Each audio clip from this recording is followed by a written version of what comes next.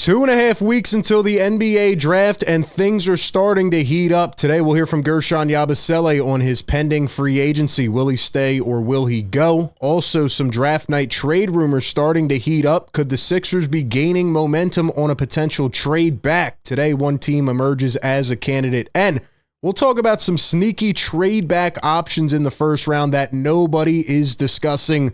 All that and more coming up right here on Philly Take with RB. But we're going to start it off with a quick piece of news today.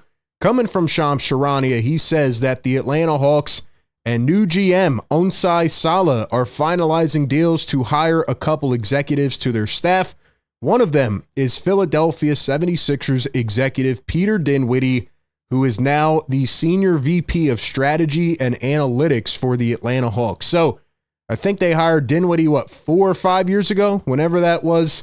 And he had a pretty prominent role in the front office. Obviously, it didn't translate to that much, but Peter Dinwiddie, a highly respected executive, is now joining the Atlanta Hawks to be their strategy and analytics guy. Interesting.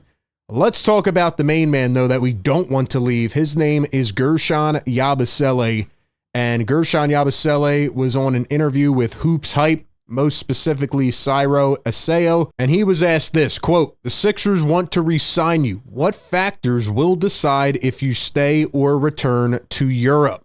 Europe, interesting. Is there a possibility where Guerschon doesn't even get an NBA contract and goes back to Europe? I don't know, but here's what Yabusele had to say, quote, "We will see those options also with the upcoming summer when we're going to know a little bit what's going on. I know the Sixers are going to look to change some pieces in the roster, so you have to wait to see what's going to happen. But the draft's going to set everything pretty much for every team to know where they're going with the trades and stuff like that. I guess we'll see soon, but I'm pretty excited. It's going to be my first time really enjoying free agency, especially in the NBA. I am pretty excited just to hear the offers, to see what's going on, to see the movement." So that is very, very honest and open and candid. Shout out to Guerschon Yabusele. I appreciate that. Here's my instant reaction, okay? It sounds like Yabusele's on the way out here. You know, he's saying he's going to enjoy free agency and we're going to see what happens in the draft. He didn't say, yeah, I want to be a Sixer. I want to be here. I'm glad they gave me the opportunity. I'm sure he's very grateful and appreciative. And look, we appreciate Yabusele. I mean, all season long, we were saying, man, this guy is awesome. You sign him for a minimum. You get him out of his contract overseas. Look at what he's doing. The production was amazing, right? Bang for your buck. But all the way up until the trade deadline, I started to say, look, if you're not going to re-sign this guy in the summer, you have to trade him and get something back, right? Get some value, because if you're just going to let him walk for nothing, I don't see the point in that. Now, at the same time, to be fair, you trade for Quentin Grimes, and that trade worked out way better than anybody expected. And now that probably becomes a priority before Guerschon Yabusele. Maybe it doesn't, but it seems like things are trending in that direction. Every time they talk to Morey, he talks about Quentin Grimes as if he's already re-signed. And, you know, most likely they're going to re-sign Quentin Grimes using his bird rights, his restricted free agent rights. It seems like the only way the Sixers are going to be able to retain Yabusele is by offering him the taxpayer mid-level exception. Don't quote me on this. I believe it's $5.7 million. So if Yabusele commands more than that from a team in free agency, why would he not take it? You know, I mean, you earned your way back here after 5 years out of the league, you know, make your money. I completely understand it. To me, it just feels like if you weren't going to re-sign him positively, then why didn't you get some value for him? But I guess it'll be interesting to see what happens. I'm not saying he's ruling out a return, but from the things we've heard here and in the last, couple weeks, month, it does start to seem like we are trending for a Guerschon Yabusele departure. Is that the right decision, though? Didn't play well down the stretch of the season, but did anybody? Not really. So give me your thoughts on Yabu down below. Now, we're going to get into some of the draft night trade rumors that are popping up. And I will be honest, I didn't think there was any smoke until this point. There wasn't any fire. But now it's starting to, you're starting to cough a little bit, right? The room's starting to get a little stuffy. I'm starting to think something could happen. Maybe it's just, pre-draft noise and stuff like that. Before we get into that, though, I want to point this out. Me and my guy Harrison Grimm had a little back and forth on Twitter today, because last night after watching the finals, I said the Sixers need an Alex Caruso. Harrison replied that they can just draft someone who's a supercharged version of Alex Caruso, aka VJ Edgecombe.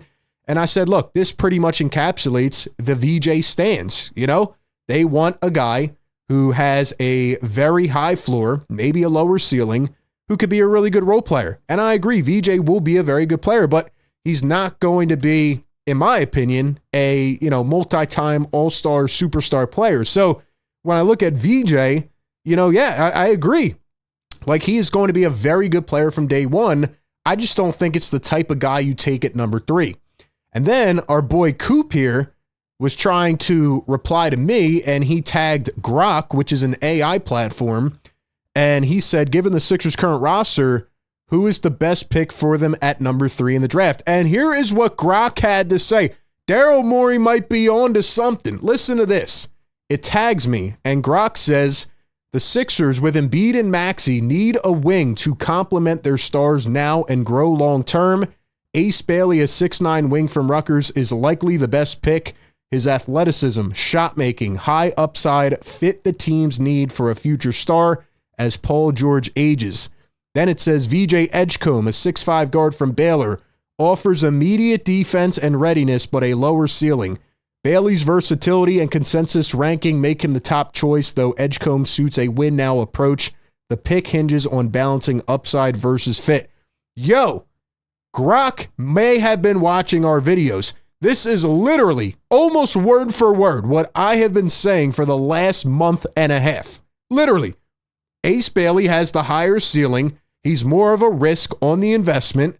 But if it works out, you have a guy who could potentially be a superstar. Whereas VJ is a win-now player, and I think Daryl Morey could lean that way because he still believes in this 3-star studded roster and thinks that they just need a plug-and-play type of piece. But like it says, the pick hinges on balancing upside in the future versus fit. But Grok ultimately says, all things considered, that Ace Bailey is the guy. So shout out to Grok. Maybe Daryl Morey was right using AI. Maybe not. I have no clue. Give me your thoughts on that down below. But let's say that the Sixers are going to draft a VJ or, a player like that, a Con Knuppel. They have to trade back. And we are starting to hear a lot of reports from, people around the league and even Sixers reporters that multiple teams are reaching out to the Sixers trying to trade up. Regardless of what Morey states publicly, some league execs believe trade back talks could occur before the draft. One executive said a couple of teams behind the Sixers in the draft are doing heavy research on the possibility of moving up to number 3. And then today we get a new report from Kevin O'Connor on his podcast. He says that the Pelicans like Ace Bailey and could attempt to trade up with the Sixers to acquire the 3rd pick. Quote, I've heard the Pelicans at number 7 like Ace Bailey. Joe Dumars is there now. Sounds like he really likes Ace Bailey. Could try to trade up to 3 with Philly or number 4 with Charlotte. That to me is the best case scenario for the Sixers is you trade down 4 spots. Look, I've said the entire time throughout this whole process, if a guy is number 1 on your board and you don't think he's going to go in the top 4 or 5 picks, okay, fine. Trade back, but get a good haul of draft assets. Get a really good young dynamic player. Would I personally do that if I was in this spot? No, because it's not every year that you get the 3rd overall pick and you get the opportunity to draft a guy that could become a superstar years down the line. So I would not move back. The Sixers have their own draft board. They have made their own list. We don't know what it is. But the more we go on here, I'm starting to hear more smoke about teams wanting to move up. And I predicted that a couple weeks ago. The Hornets, the Nets, the Wizards, the Raptors, teams like that did not make out well in the draft lottery. So it does make sense. And let's say they do trade back, not just the number 7. Let's say they trade back a little more. Let's say into the teens. What should they do? Right? Because here's the draft order right now. Here's the mock draft, right? There's guys as we start to move back and we start to move back. Let's say they trade back into the mid-first round or they trade back to 7 and then they trade back again. There's not a guy that they really like and they're just stacking up future draft capital. Here are 3 players that I think could be potential steals later in the first round. One guy we haven't talked about yet, but his name is Cedric Coward, a Washington State Cougar guard. He is 6'6", 206 pounds. He averaged 17.7 points, 7 boards, 3.7 assists This guy, in my opinion, is one of the biggest draft risers throughout the combine. He worked out really well. He only played 6 games this year. He had a really bad injury that set him aside the rest of the year. But the comparisons on this guy, here's Kevin O'Connor, funny enough, who wrote an article about him. His comparison is Kawhi Leonard and Dorian Finney-Smith. He went from a D3 player a couple years ago to a potential first-round pick in a few years behind his rapid development into a prospect with a 3-and-D skill set. They're saying that this guy could end up being Kawhi if he continues to advance his dribble handles and his shooting from all levels, from the baseline, his interior scoring, his dexterity, it says, his athleticism, his IQ, his passing, it's all there. The only real weakness here is that he has to improve his frame and his shot creation and a little bit on his dribble handles. But this guy, you know, down the line a couple years looks like a player that could develop into a really good prospect. So keep your eyes on Cedric Coward. A couple others that I would like if the Sixers were to trade back, 10 to 12 slots. Rasheer Fleming. He's a hometown guy, Camden, New Jersey, went to Camden High School. And he went to St. Joe's, and he's a junior. This past year, he averaged 14.7 points, 8.5 boards, 1.3 assists. And look at this. His three-point percentage jumped up a lot this year to 39%. So he has now improved his game to a point where he's a 3-and-D guy and does all the little hustle things, as Kevin O'Connor lists here. He's a hustler, drains spot-up Jays, brings energy on defense, swats shots, snags boards. He averaged 1.6 blocks. How many steals did he average? 1.4. And yeah, man, I mean, this guy is an absolute menace. He's everywhere. Really a good hustle guy that could be plugged in at the 4. And he's only 20 years old. 7'5" wingspan to cause chaos. I like this guy a lot. Check him out, Rasheer Fleming, and bring him back home, man. The last guy that I really like, who I think could be a steal later in the first round that we haven't talked about yet, is Neek Clifford out of Colorado State. 6'6" senior, 200 pounds, a guard, and this past year made an absolute massive jump. He averaged 18.9 points per game. He shot 37.7% from 3, 9.6 rebounds, and 4.4 assists. Now, he probably wasn't playing the best competition, but at the same time, this guy does grade out as a really good prospect. He's been mocked in the mid-first round. Tough as nails wing who does it all. Defends multiple positions, crashes boards, scores from everywhere. Super senior with only Mountain West pedigree. He lacks experience against high-level competition. I want to hear from you. Let me know yours down below. What do you think the Sixers do on draft night? What should they do? Give me all your thoughts. Appreciate everybody for tapping in. Be sure to like, comment, and subscribe. And as always, I will catch you on the next one. Peace.